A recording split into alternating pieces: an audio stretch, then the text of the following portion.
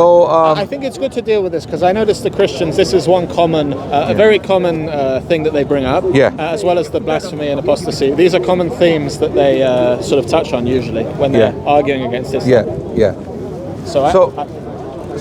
We wouldn't do it because our circumstances today, our society today doesn't appreciate it, doesn't accept it. It's not the norm. It's not the urf. Okay, and we have a concept. So we have to abide by the laws of Britain. If it's the norms, as long as those norms are not against Islam or our moral values. For example, if it is normal, for example, the word gay. The word gay means happy. Yes, originally. But its norm now is different. Yes. It means something else today. Yes. Okay. So if I was to call you gay, okay, if you were to call me gay, linguistically, we are fine. Linguistically, we're fine. Yes. But the reality of the word now today is different. So I may be describing you incorrectly. Yes. Okay. I may be. You may not be gay, right? In the current sense of the word, right? So likewise, norms change. Sometimes these norms have to be considered. Islamically, our Prophet has taught us to be wary of the norms and the cultures of the people you may live with, right? For example, how do we know this? The Prophet himself, sallallahu alaihi wasallam, he wanted to bring the door of the Kaaba. If you look at he wanted to bring the door down. Now it is 7 feet tall. The door is actually 7 right? So why did he want to bring it down? He wanted to bring it down because so the people can access. Okay. So that whatever, because when it's too high, it may be an issue of pride. There are no. They have to put the steps. There are no steps, but when someone wants to go, the Prophet said, "Oh Aisha," to his wife, that if it wasn't for your people, he's talking about his own people, by the way, Qurayshis. Okay, but this was a figure of speech that if it wasn't for your people, I would bring the door of the Kaaba down, right? But I won't do it because it will cause a controversy. He was being diplomatic then. No, I wouldn't say diplomatic necessarily. He was being he was being careful. He was avoiding conflict. He was being careful with the sentiments and the feelings of the people. So he wouldn't like to, as long as it's not something obligatory in Islam. Yes. Okay. So bringing the door of the Kaaba down to earth or to the ground level is not obligatory in Islam. You understand? Yes. So he didn't do it because it would cause unnecessary controversy with the Meccans. Meccans may not be happy with it. Okay. But when it came to removing the idols, no compromise. That's a clear no compromise. No compromise. These idols don't belong here. Yes. This house was built by Abraham and Ishmael, and they were pure from, they were free from idols. Therefore, idols have to be removed. It's a clear-cut case. Yeah, absolutely. Anywhere in the Arabian Peninsula, anywhere within the Arabian Peninsula, the Prophet gave specific commands to his companions: remove the idols from the entire peninsula because this is sacred space. The land of Hijaz, what we call this is sacred space. But were the idols removed from Iraq? Were the idols removed from Egypt? Were the idols removed from anywhere else in the Muslim lands when Muslims took these lands? No, they are still there. You can still see the remains of the Babylonians and the Assyrians and the Egyptians and beyond. So Arabian Peninsula was so coming back to the issue, the norms of a people, as long as they don't conflict with Islam directly, and if it's not something necessary in Islam, it's not an obligation in Islam, you may avoid it. You don't have to do it. Today, it is not normal in any society in the world to get married to younger women or younger girls for that matter. While in the 19th century, that was the norm throughout humanity. I'm saying this with confidence, and I am saying it. Every society in the world was marrying girls as young as 10. Every society. I cannot think of a society that waited for a woman to reach age of 20 or even 18 or 17. They would marry girls as soon as they reached puberty because the mortality rate was very high. The lives of people were very short and limited. Even today, today, right now as we speak, 2021, you go to Africa, some of the countries, what is the average age? It's very low. 30. In some countries it's 30, 35. It'll shock you. Okay. In this, I mean, with all our medications, with all our antibiotics and our advancement in science and technology in the field of medicine, people are still dying at very young age in this century. Yes. So what about the 19th century? And that's why the population growth was very slow. Why the population is booming today and is growing fast is because of our advancement in the field of medicine. So it was absolutely normal for all human societies, and in some cases where laws were recorded legally. If you watch my lecture, it's a long lecture I delivered in South Africa, and it is titled "The Age of Aisha: A Historical Consideration" or something like that. Okay, watch the lecture. I put all the evidence on the screen. It's a presentation. You will see I put up quotes from scholars, scholars who studied sociology, anthropology, even historians who are saying that this was the age of consent or age of marriage in certain societies or previous societies as late as the 19th century. Actually, up to the year 1900, the state of Delaware in America, it was legal to marry at 7 years old. This is shocking, isn't it? To which century? Oh, yeah. The state of Delaware, up to which? 1900. Up to 1910, if I'm not mistaken. Seriously? Yes, even in the 20th century. So these bigots you see around the world who are pointing a finger at the Prophet of Islam, Prophet Muhammad, for marrying a girl who had reached the age of puberty. Okay, they point a finger at him and say, oh, he was this, because he married a young girl, right? Okay, before you point a finger at him, let's start going backwards from our century, step by step. Let's go to the 20th century. Was this happening as the norm? Yes, it was happening as the norm. In the 19th century, was it normal?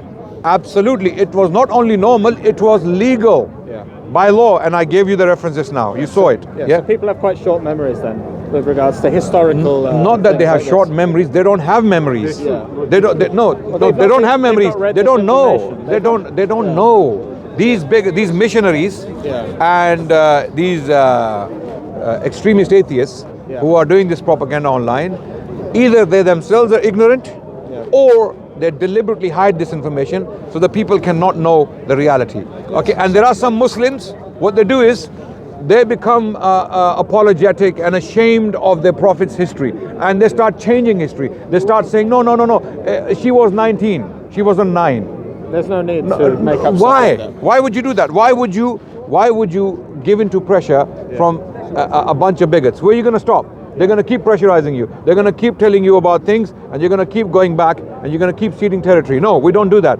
If information is authentic, if it's true, and there's no doubt about its authenticity, then we don't change history. We stand by it, and we explain why this was done at that time, in that period, and whether this was practiced beyond his period. And when you watch my lecture, which is about 2 hours long, anyone who watches that lecture with an open mind, not because I delivered it, it's because of the information I'm presenting. And I'm using Western academics, historians, sociologists, anthropologists who have written books on these topics. They are the ones who are telling us this was absolutely the norm. So attack someone in the 7th century is called anachronism. Using our standards today, okay? Today in Germany, what's the age of consent? I don't know. I think it's 14. You may marry a girl, if I'm not mistaken, you may marry a girl at 14 with the consent of the parents, if I'm not mistaken. Please correct me in the comment section. In Germany. Yeah. German age of consent is lesser than Britain. In some countries it's lower, it could be 12. I don't think any country in the world allows 12. I think Spain does, from what I don't know. No, Malta, they said Malta was some years ago, right? The point is, even today, people are arguing that we should reduce the age of consent in Britain. There are people who are arguing, and they are attacked on media for the right reasons. Well, really, there's a point to be made about that. I would say, obviously, in Islam, we recognize that zina is wrong, which is fornication. Yeah. So what is better, to be married at a young age, and or to not be married at a young age, potentially commit zina, and then marry later? Obviously, it's better you get married. We say marry at a legal age. Yeah, no, I okay. know. When Muslims are in a country, yeah. we shouldn't break the law. Yeah. We cannot break the law, right? So we have to be wary of the law, right? So Muslims must follow the law wherever they are, right? So marry at a legal age, right? Previously, if Muslims are alive in the 19th century or in the 18th or 16th century somewhere, let's say, right, standards were different then. Okay, today moral values have shifted poles.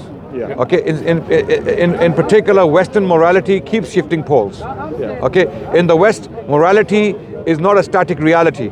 Okay, it is a forever changing. It's like the weather, the climate. It keeps changing, right? Yeah. 50 years ago, homosexuality was immoral. Yeah. Okay, now it is not only moral; it is a virtue. We know or it is celebrated. It is cherished. We know it's wrong morally.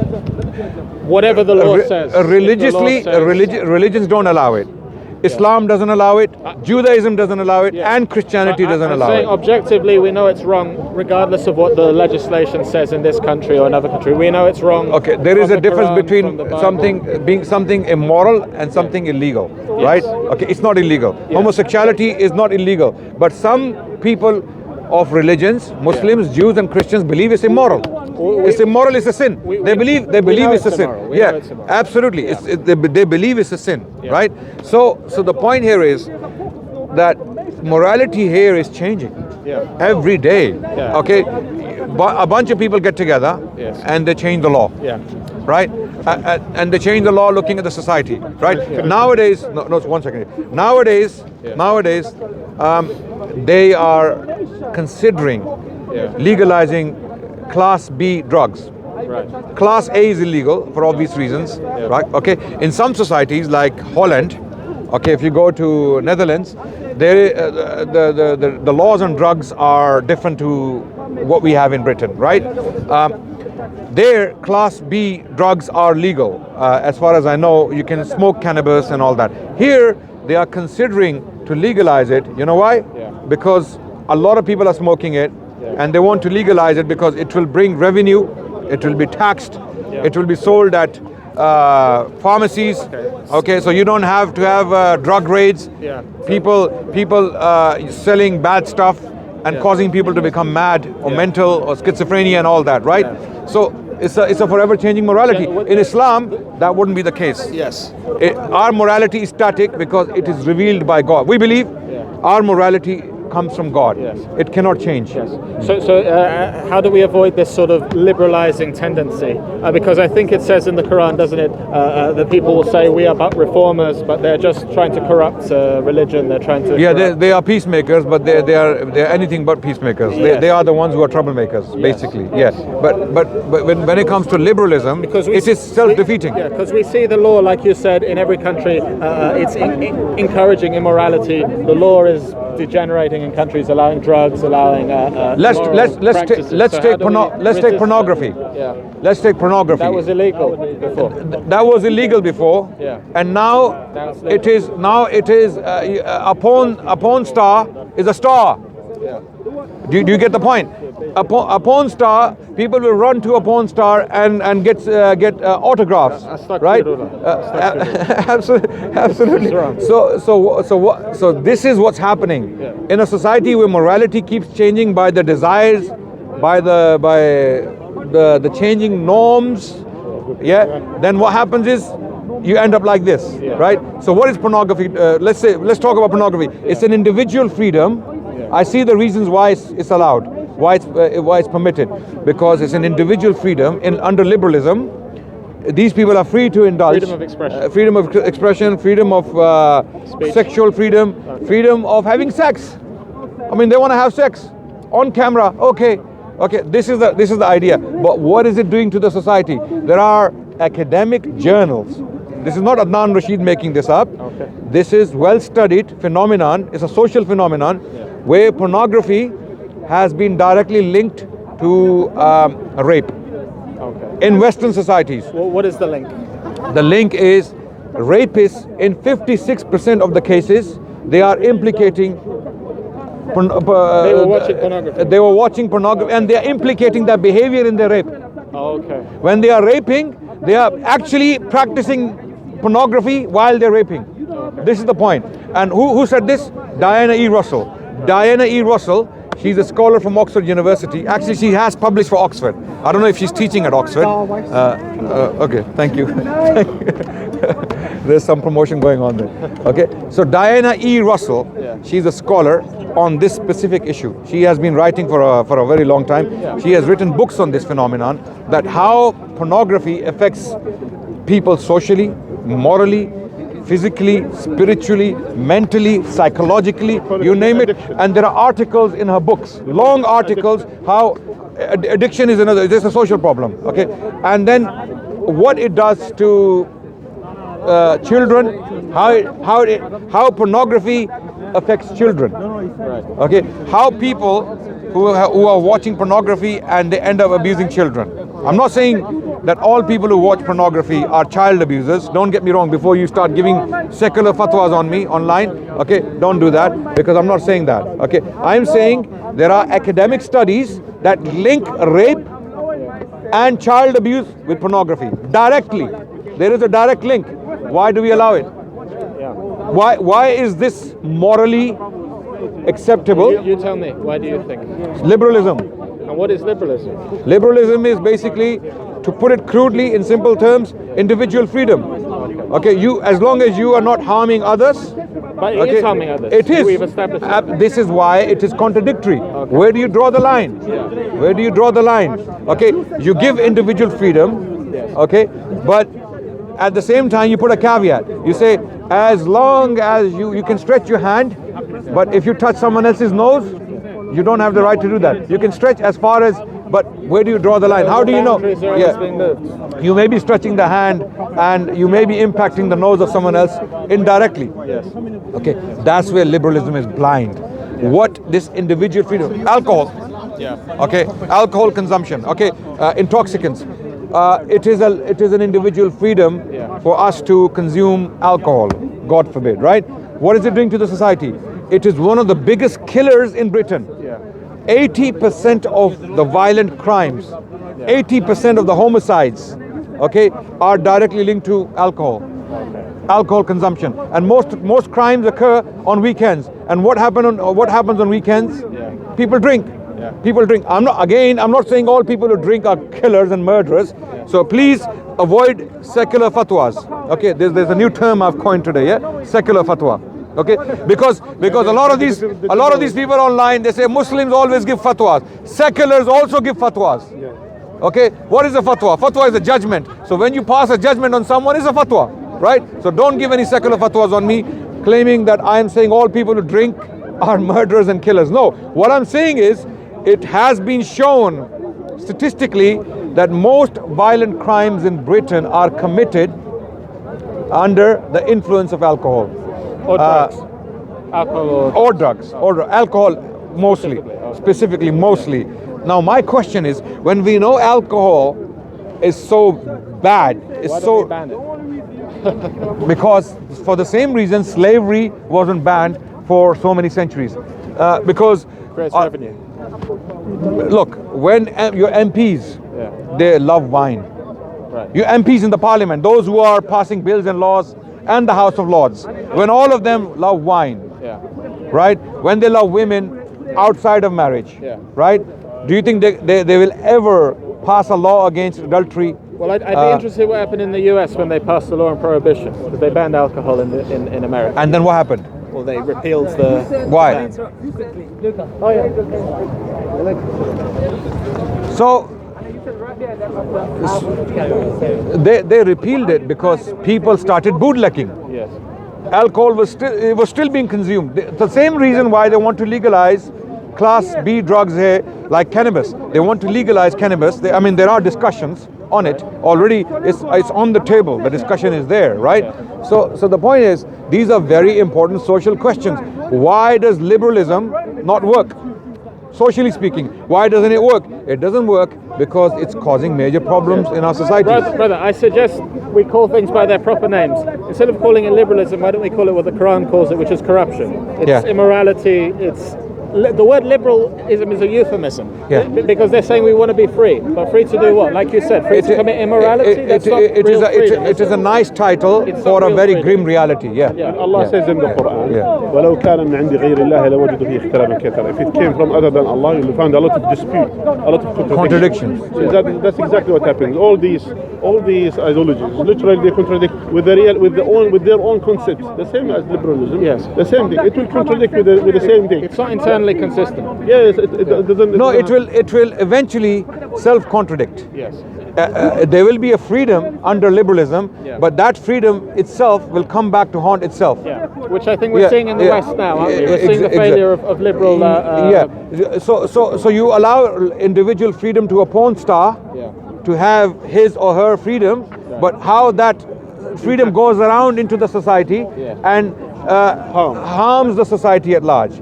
I mean, to protect one individual's freedom, you are destroying possibly 100 families. In Brazil, in Canada, some guy watching porn at home at night, his wife catches him, or the porn inspires him, pornography inspires him, he goes out and he wants to practice it. He can't do it with his wife.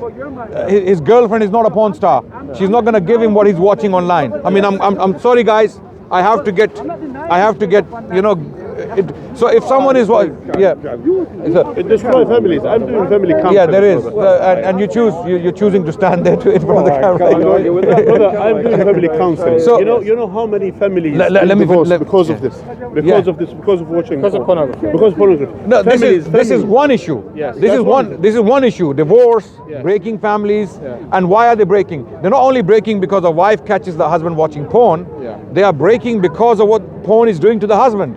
He's not happy. He's not happy with his wife. He expects his wife, because he's watching things online, on screen, and his wife or girlfriend cannot satisfy him, so he falls into many different things. Okay, it impacts him psychologically, physically, mentally, in many different ways, and that causes a rift in the relationship, right? And I mean, there are so many studies on this.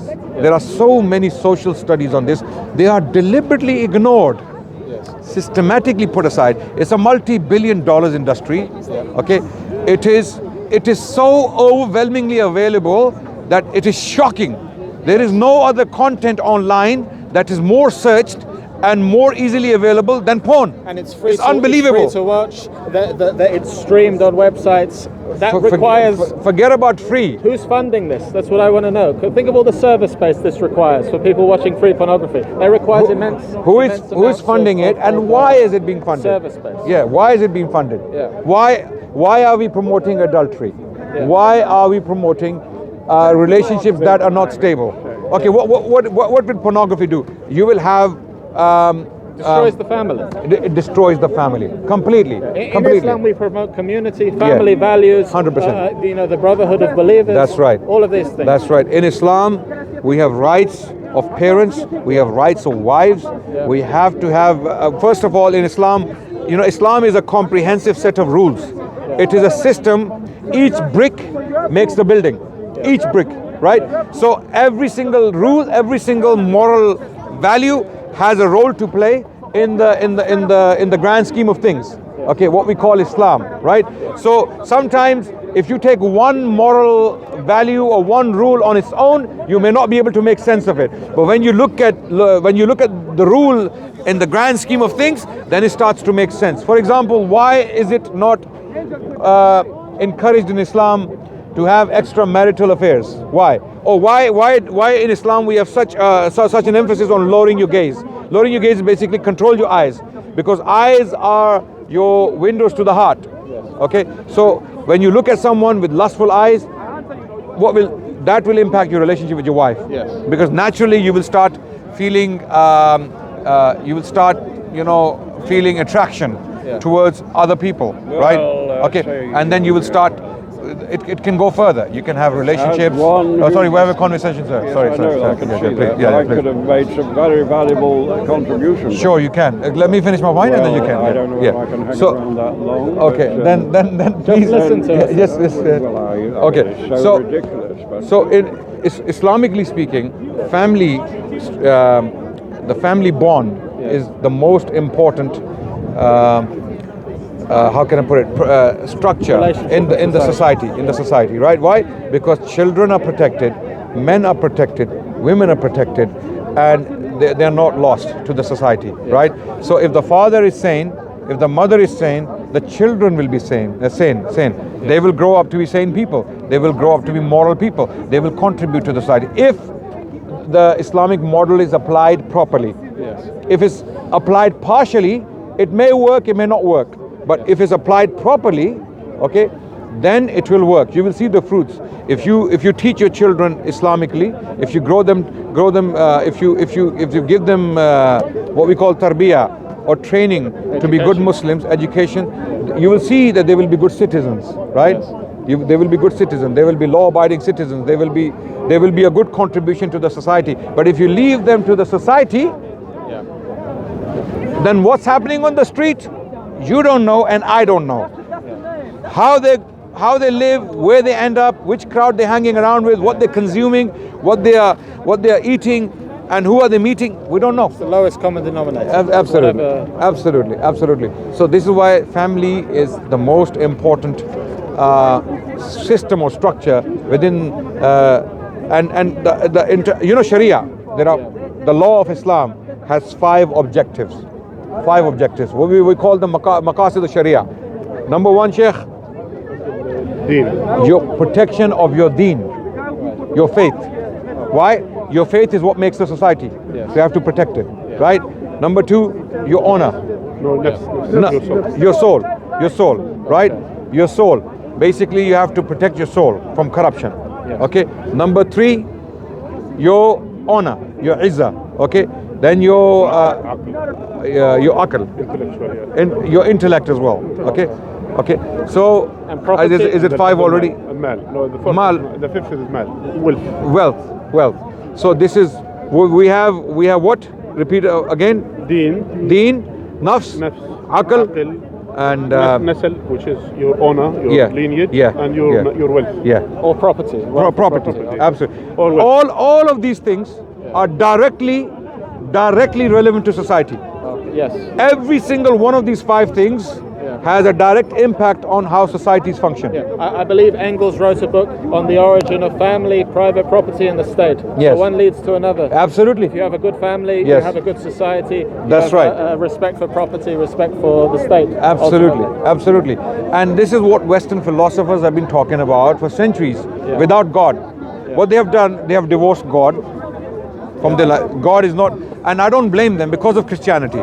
Because Christianity was not providing solutions. Christianity was causing more and more problems because of lack of solutions. Because they had a lack of solutions, they had a lack of instructions from Christianity, they freed themselves from religion. Islam was a very unpleasant reality for them, because the Islam they had learnt about, why were Enlightenment philosophers not inclined to Islam, even though they praised Islam in their writings? They praised Islam over Christianity in their writings. So why didn't they accept Islam? Because the view of Islam they had was completely distorted. The books that were given to them on Islam in their languages were completely misrepresenting Islam. I'll give you examples, practical examples that we can understand. What was available in Britain in the 18th century of Islam? What writings? I think the Quran had been translated already. Yeah, George Sale. Let's say the most famous translation of the Quran in the English language was George Sale's translation in the 18th. No, Pictol is very old. Pictol is a Muslim. George Sale was a missionary. Okay, his translation was very hostile. Okay, in fact, before the translation, he wrote a preliminary discourse.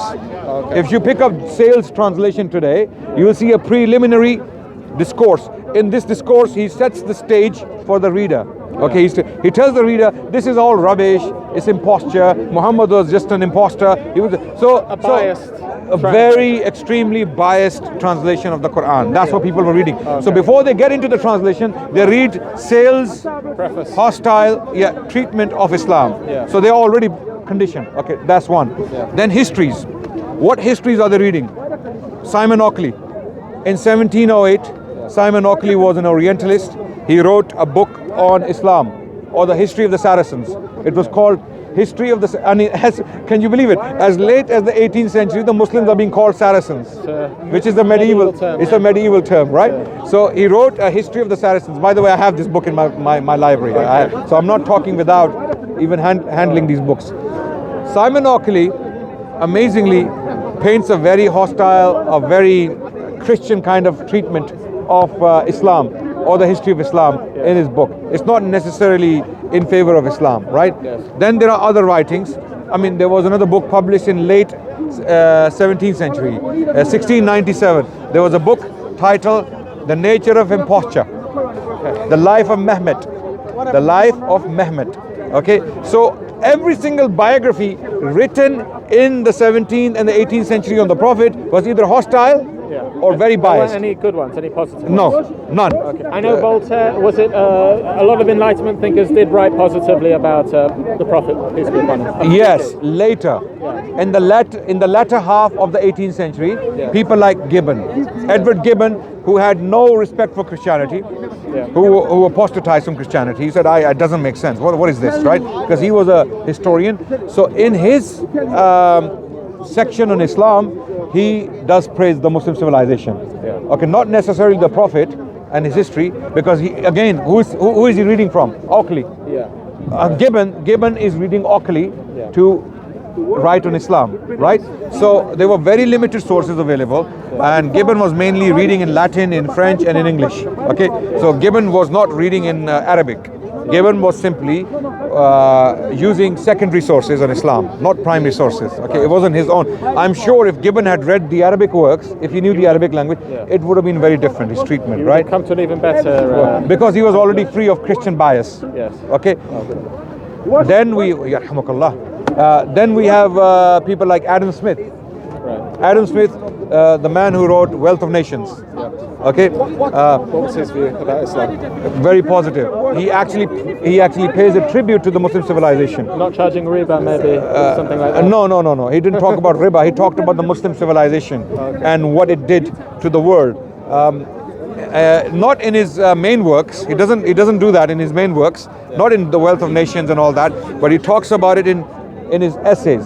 So he wrote an essay on the history of astronomy, and he paints a lavish tribute to the Muslim civilization. He actually says that after the Roman Empire, Islamic civilization was the greatest empire, which provided that peace which is necessary for scholars to study the connecting principles of nature. In other words, the scientific revolution that took place under Islam was basically facilitated by Muslim tolerance and the nature of the Muslim law. That's what he actually states clearly, right? And I'm paraphrasing, by the way. It's there. I mean, I've written on it.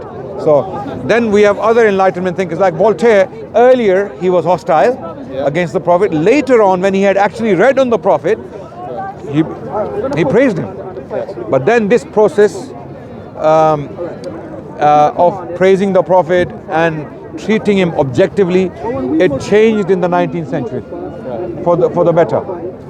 Okay, in the 19th century there were many scholars who started to defend the Prophet of Islam against all the lies and all the hatred and hostile treatment he had received in previous centuries. Okay, there is, for example, a man called John Davenport. Okay, he wrote a book titled An Apology for Muhammad and the Quran. An apology for Muhammad and the Quran. So in this book he actually argues that what we have been saying for centuries about Muhammad and the Quran is mostly false. Okay. Then we have people like Thomas Carlyle, who was a man of literature, George Bernard Shaw. Okay, people like this, they paid lavish tributes to Prophet Muhammad and his legacy, right? Because these people could see beyond their Christian bias. But the reason why Enlightenment thinkers could not appreciate Islam as it should have been, because they had a very hostile view on Islam. And this view was caused by those hostile works they were reading on Islam. Okay, so that's why Enlightenment thinkers could not see Islam as an option, as a way of life. So they broke away from Christianity. There were three reactions to Christianity in the 18th century. I hope I'm not boring you with this detail. Okay, these are very important discussions so people know how our societies and how our laws were formed. How did we get here in the first place? In the West in particular. The Enlightenment thinkers, or in the 18th century, the Enlightenment century, okay, there were three reactions against Christianity. Either these philosophers and thinkers became apostates completely. They left Christianity. It didn't make sense. Wasn't providing solutions, social solutions for them, right? Or they became deists. Yes. Like Jefferson. Thomas Jefferson, John Locke. No, Jefferson was a deist. I don't know if he was a deist. He was a Unitarian. I think the Voltaire was deist. Yeah. Okay. Most thinkers were American deists. founding fathers generally were deists, I think. Okay. I'm not aware. I'm not aware of Franklin and. Okay. I don't know about them. I know about the Enlightenment philosophers. A lot of them, they actually became deists, right? Yeah. Then the third reaction was, the first was atheism, outright atheism. Okay, like David Hume, for example. Right. Okay, and then Kant was a deist, I think. Kant was a deist. Immanuel Kant was deist. Voltaire was a deist, and there were other examples as well. So deism essentially says God created the world, but He doesn't intervene in human affairs. Exactly, he left it. He left it to run by itself, basically. Like yeah, exactly. So he's not. He's an absent. So, inshallah. He's an absentee landlord. Yeah. Okay. So that was the second reaction. The third reaction was Unitarianism. Right. They became Unitarians. Which is getting closer to Islam. It's basically rejecting the Trinity. They rejected the Trinity outrightly. They said the Trinity is no good. Okay. So what happened here is these three reactions caused people to write different things and had different. Maybe move this way. Had different outlooks on life. That's why a lot of the moral values or basis for law or philosophies of law come from the 18th century. Okay, a lot of what classical liberalism. Classical liberalism, or you can say proto-liberalism, which was still being formulated in the 18th century. Then we had later on people like Thomas Paine, right? John Stuart Mill in the 19th century, and so on and so forth, right? So liberal, he was a liberal philosopher. Utilitarian. Yeah, exactly. Okay, and then the idea of hedonism was born, right? That the pursuit of human pursuit is all about seeking pleasure. Okay, Epicureanism. Exactly. Stoicism. Not strictly speaking, not exactly Stoicism, right? Yeah. Because Stoics were very on moral issues. They were quite wise. Yeah, 100%. But this was a different beast altogether. Yes. Hedonism, and it manifested itself in the 19th century. We saw the outcome of hedonism. Yes. What happened in the 19th century? It was already there in the 18th century. Yes. But in the 19th century, this beast was on steroids. Yes. Okay, the beast of hedonism, and what it caused, what happened. I mean, I believe even the French Revolution was a direct outcome of it. Okay. I think the great thing about Islam is we don't go too much for Stoicism, too much for Epicureanism, too much for liberalism. We're just right. Allah subhanahu wa ta'ala, He gave us the truth. Absolutely. So we're not prone to too much extremism or too much liberalism. Absolutely. We're just in the right. Absolutely. And we don't need human philosophers who are conditioned by their circumstances, their experiences, their short reading of literature. Okay, because all humans are limited by everything. We're all biased. We're all. We are conditioned. Ignorant. We are conditioned. We are prejudiced in some cases. So if a philosopher is writing in Britain or in France or in Germany, he's writing according to his own circumstances and his challenges. Right. That's all he knows. He's not aware of what's happening in India necessarily. He's not aware of what's happening in Indonesia, in Java, or in let's say in Australia with the Aborigines. He doesn't know what's happening there. Yes. So he can't treat their problems. He's looking at his problem. So those solutions, those writings cannot be applied to the whole planet. Yes. But God, Allah, who created us, who gave us a system to live by, that system can be applied. And that system, when it's applied, it shows us that it produces a prosperous society, a happy society. Yes. Okay. I think the sort of Orientalist conception of Islamic countries was that they were sort of static economically. That there was a sort of I think in Christian civilization it was quite they were sort of trying to explore the world, conquering other countries, and they perceived the Middle East to be sort of static and sort of exactly static, very mysterious, yes, mystical. okay, and very lustful. Yeah. The harem and the black eunuch. That's the classical image of the East, the Orient. What is the Orient? The black eunuch and the harem. Yeah. And the belly dancing, And you know, the dancing girl. Yeah. I mean, it has a lot to do with the Ottomans. Yes. And there's no doubt there is some truth to it. Yes. Okay, because the Ottomans were into this kind of stuff, right? Yes. But that wasn't the civilization of Islam.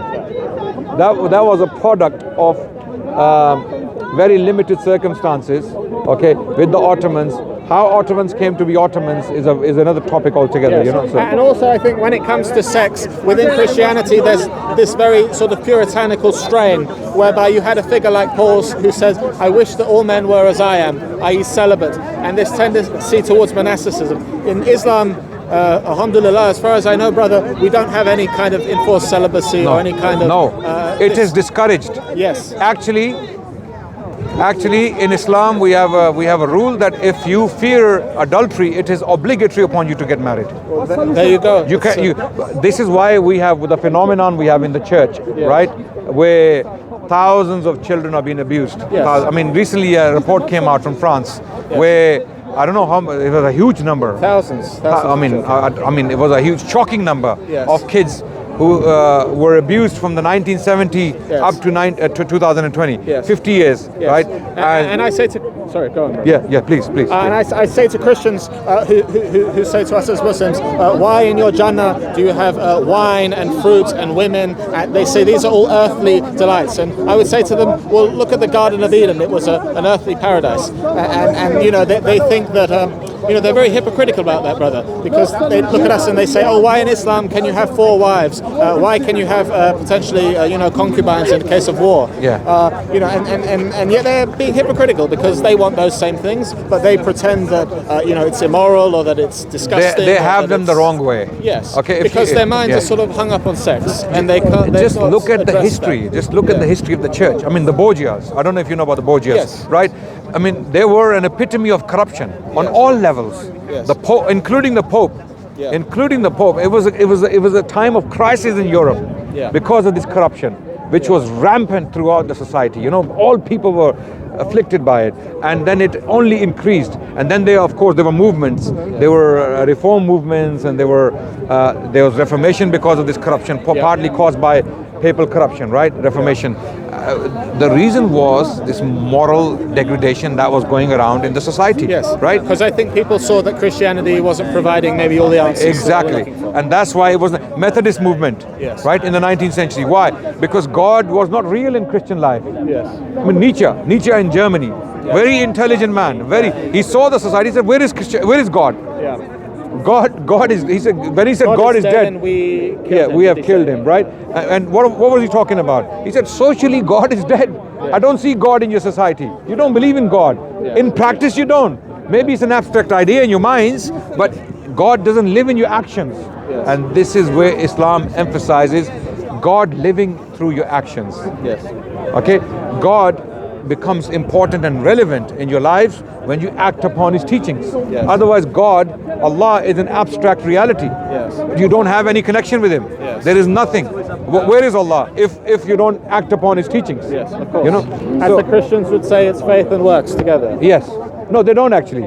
They believe the Depends faith alone, grace. Yeah, exactly. Depends which sect of way. Christianity you go to. But predominantly these evangelicals, they emphasize the importance of grace. Justification by faith Yeah, which is the Pauline.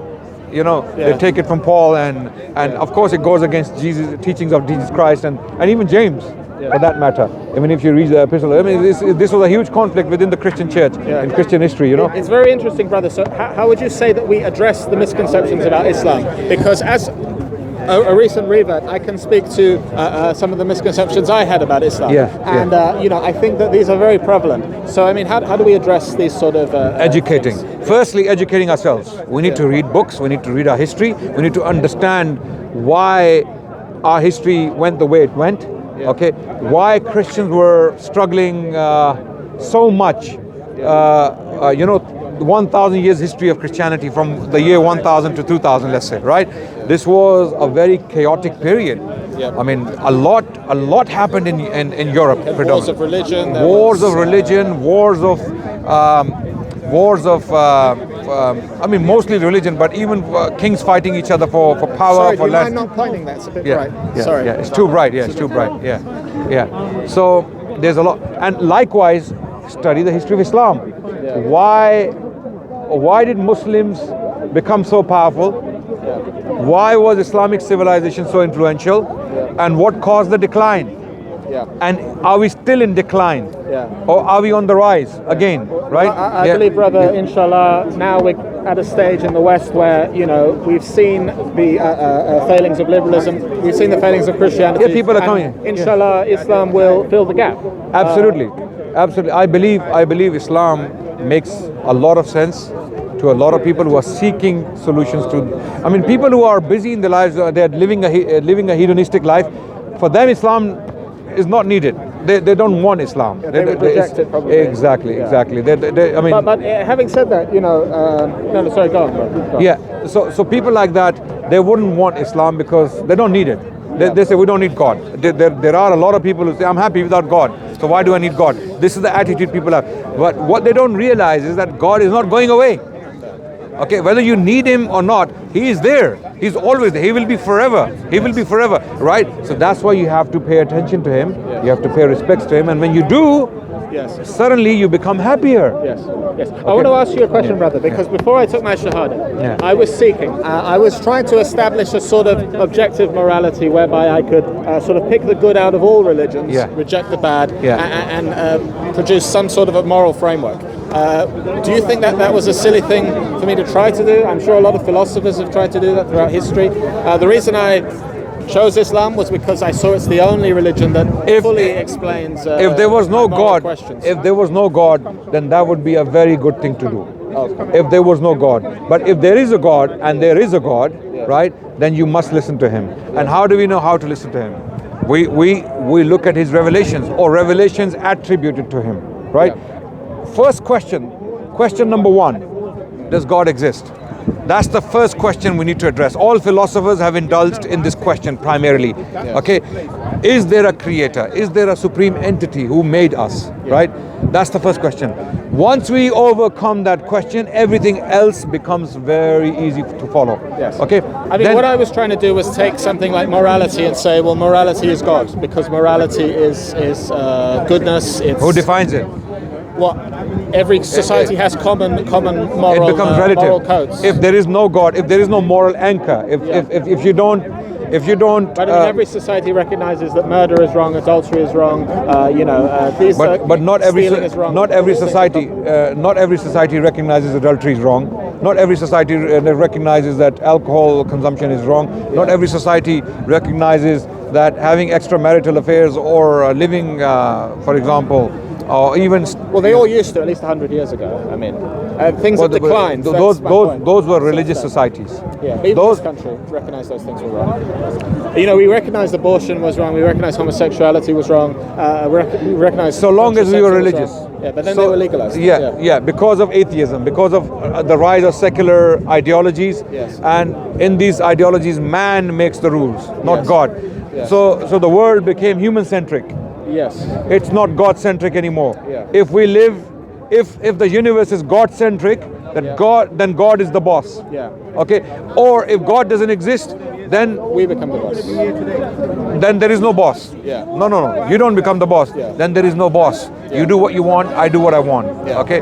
I steal if I can get away with it. Right. Okay. If there's no God, well, why can I not cheat? Why can I not lie? Why can I not? Yeah. I mean, I'm not saying atheists are immoral people. I'm not saying that. Again, no secular fatwas. Okay. I'm not saying atheists are immoral. Yeah. I'm saying morality. The question of morality becomes a relative question. Yes. You are your boss and I am my boss. Yeah. Because if you don't believe in a judge who's going to judge you after you die, then you could just live your life absolutely whatever you can get away with. 100%. So this is why God is the moral anchor. Yeah. He tells us what is wrong, what is right, and we can justify it. Yeah. Rationally, intellectually, we can justify God's rulings. Okay, but the first thing is to establish whether these are actually God's rulings or not. Okay, because this is the trap the Christians fell in. Yeah. Okay. This is the trap the Jewish people fell in. Right? What was the trap? The trap was laws, rules written by men were taken as God's rules. Okay. Okay, so the Bible. What it says in the Bible. Yeah. I mean, a lot of the stuff in the Bible is not from God. Clearly, when you read the Old Testament, you know this is not God speaking. You know this is not God speaking. In the New Testament, you know this is not God speaking. At the same time, there are many beautiful moral teachings that may have an origin with God, no doubt. I believe that. In the Old Testament and in the New Testament, there are moral, ethical teachings that may have come from God originally. That was my point. I was seeking to pick out the good things from the Bible and reject the bad things. But then you still need a criteria to pick out. Okay, you still need a yardstick, and we use that yardstick. We use the Quran. Yes. The Quran is we believe Quran was revealed by God, and we can show that.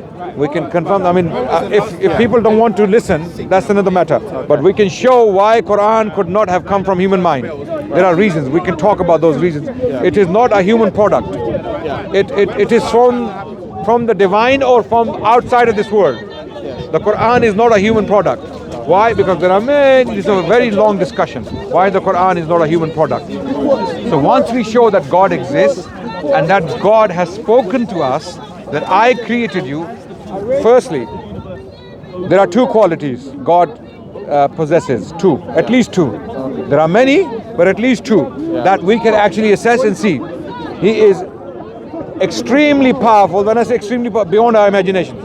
He is powerful beyond our imaginations and extremely wise beyond our imaginations. Why do I say that? Let's look at the solar system. And this is what Isaac Newton was talking about. Isaac Newton, who was a physicist, who was an astronomer, he looked at the solar system. The argument from design. The argument from design. The old argument from design, as the clockmaker. I mean, I'm not going to use the clockmaker argument because it's been unfortunately the atheists have made it into a joke. They've made it into a joke, right? They say, oh, it's too simplistic, it's childish. But actually, it's not childish. The simplest arguments are the most powerful ones. I believe our brother Paul Williams, he was using examples of that on his YouTube channel where he'd take pictures of animals or of things in nature, which are so profound, and he'd write no design, sarcastically, just to make people think a little bit. Just look at the peacock. What they were looking at, right? Just look at the peacock. Peacock comes from an egg. It is an egg. You break it, there is liquid inside. You know when a peacock lays egg, you go and break the egg, there is liquid. But when it hatches and when it grows up and when the male peacock, when the tail comes out, you think, no design? How could that have evolved? Listen, this doesn't make sense. I mean, I was having a discussion with an atheist here in the park. I asked him, if you saw a cloth, a piece of cloth, and it had patterns, square, okay, two different colors, and they're lined up, would you say this is an accident or it had a designer? Or someone weaved it? He said someone weaved it. Why? But I said peacock's tail is a lot more sophisticated than this pattern. And you're saying that's an accident? Or that's just evolution? You know, brother, I really think it is Allah subhanahu wa ta'ala who opens people's eyes to this. Because you could preach to an atheist about this sort of thing all day long and they still wouldn't accept it. Through reason and logic. I believe the issue is hedonism. Hedonism. Okay. A lot of atheists, they are too comfortable with their life, godless life. They don't have God in life, live careless life. You don't have to worry about the boss above. Okay, but when the reality hits you, what we call death. I'm sure Richard Dawkins is worried right now. He's very old. He's nearing his end. You know, eventually he's going to die.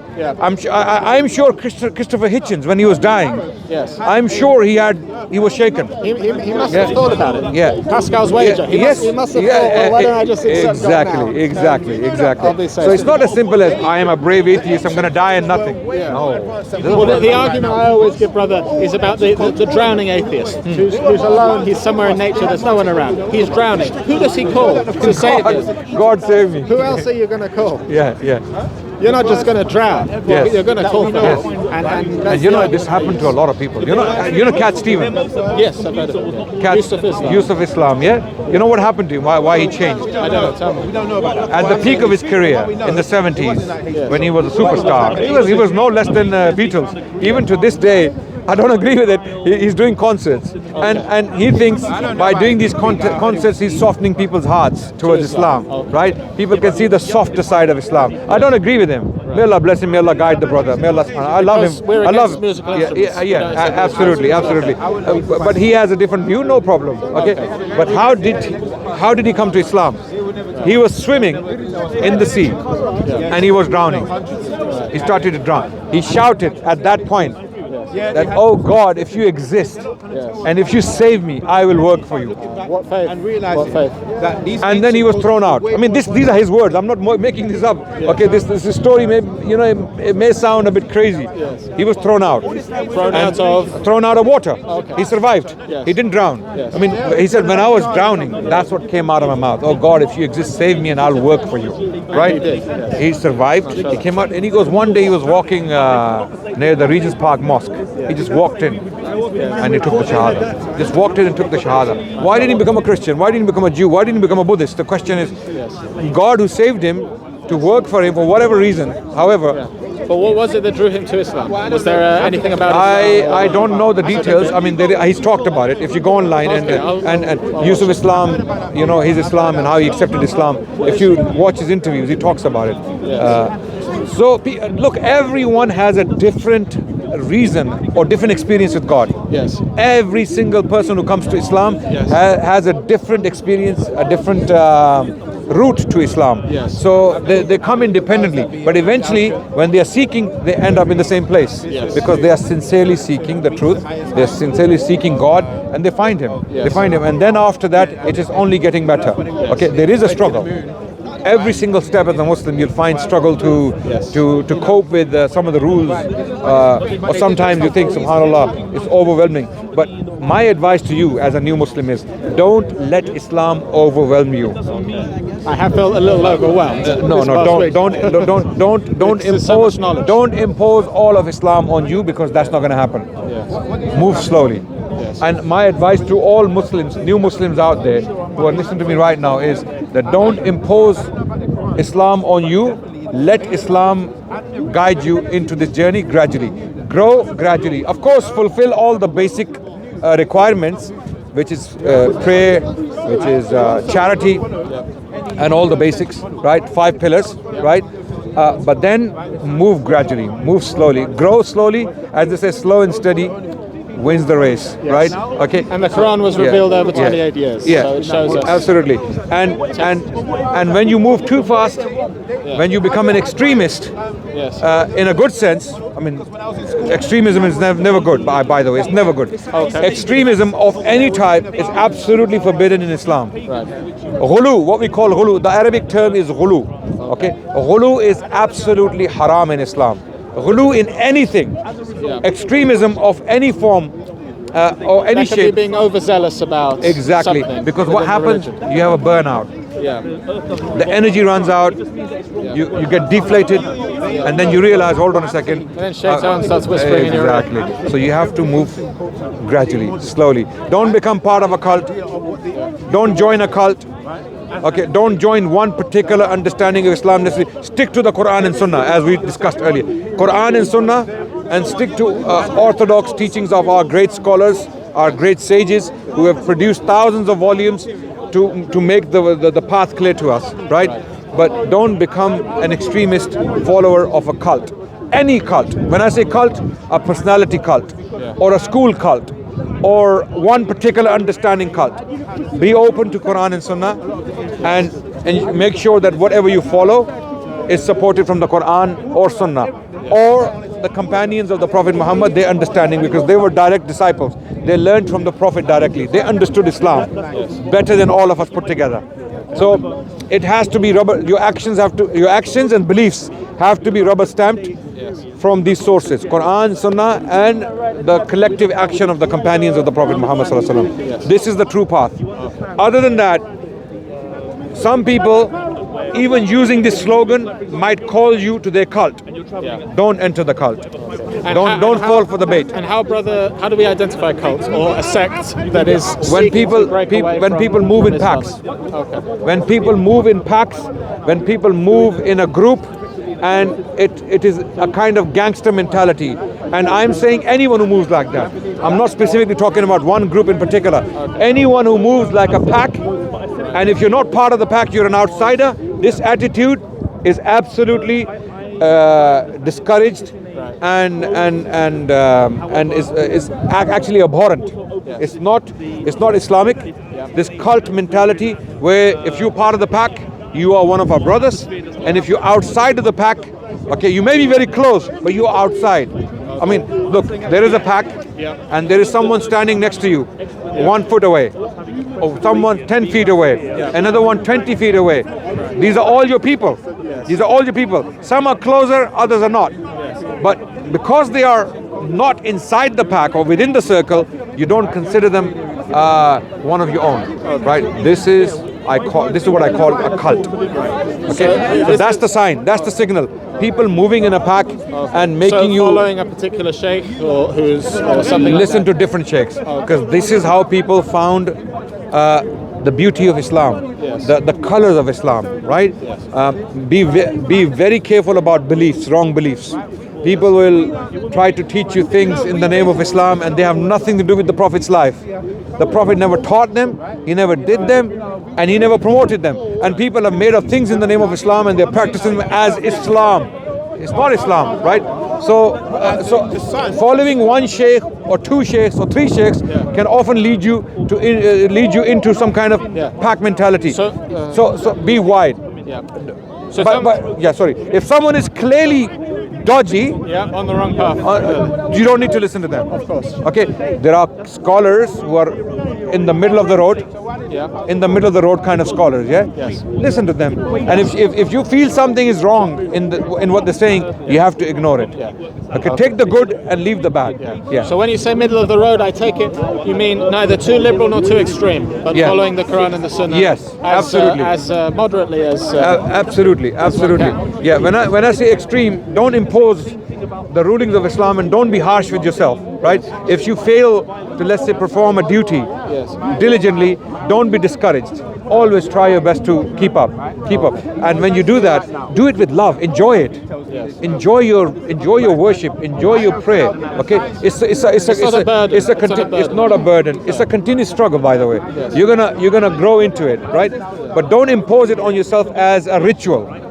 Enjoy the spirit of salah. When you pray, think of what you're saying. Okay, repeating the surahs. Yeah, exactly, and repeat slowly and think about it. That salah is better than. Yes. Okay, that just over and done with. This is a ritual. Yes. There is a difference between a ritual. Yes. And a worship. Okay, a ritual is simply you're just doing physical rituals and you're walking away. Okay, this is a physical exercise. You're burning yourself, you're burning your calories. You're burning yourself, but you're not getting any benefit, right?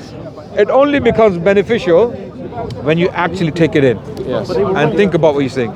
Talk to Allah. Talk to God, and you will see He will respond in ways you will be shocked. You just have to talk to Him. You have to give your heart to Him. Oh Allah, you're the only one I reach out to. Listen to me. Please respond to me. You will have something. You will have an experience. He will show you I am watching and I'm listening. You will have a personal relationship with Him. That's when you want it. But if you're just doing rituals, so don't let Islam, and actually this is what the Prophet said, don't let Islam overpower you. Okay, you need to overpower Islam. In other words, slowly, gradually. Okay, when you impose all of Islam on you in one night, it's not going to happen, because it never happened with the Sahaba.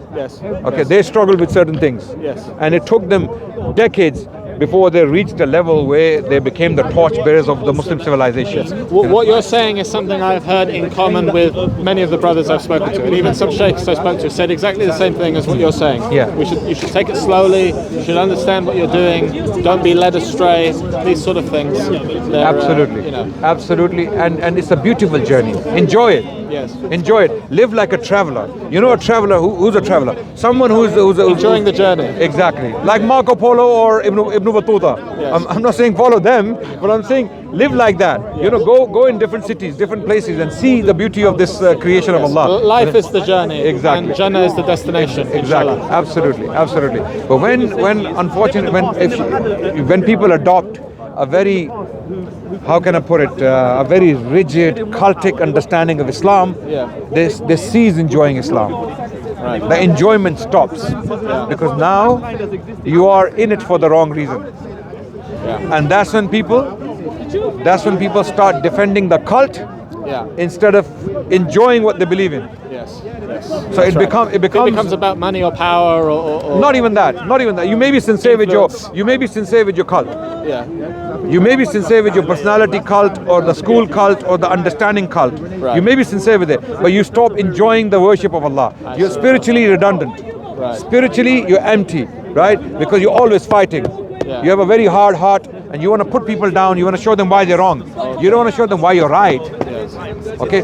And how do you show them why you're right? Not by theory, not by reading verses in front of them or reading information, by showing them in your person, in your personality, through your character why you're right. Yes. Then if people see the beauty of your character, they will ask you themselves, why are you right? Yes. Show us what makes you like that, and then you will show them. Okay? This is a very important balance we need to have in Islam, you know. Yes. So there's so much we talked about, unbelievable. You know, we've covered a lot. You don't feel like that you're going on for so long. Thank you guys for your attention and your contribution. And brothers and sisters, the basic point here is to make dua for our brother. He has accepted it today? Monday, Allahu Akbar. And he's well read already in Islam. He was researching Islam. He accepted Islam on Monday. And may Allah give him strength. Make dua for him sincere. Raise your hands tonight wherever you are and make dua for the brother. May Allah give him the strength and the courage to become a da'iyah. Become a da'iyah, a caller to the truth, a caller to Allah subhanahu wa ta'ala, because Allah is the most important entity in our lives. So we need to call to him, inshallah. Jazakallah khair. Thank you so much. Brothers, you can take your devices off. I don't know where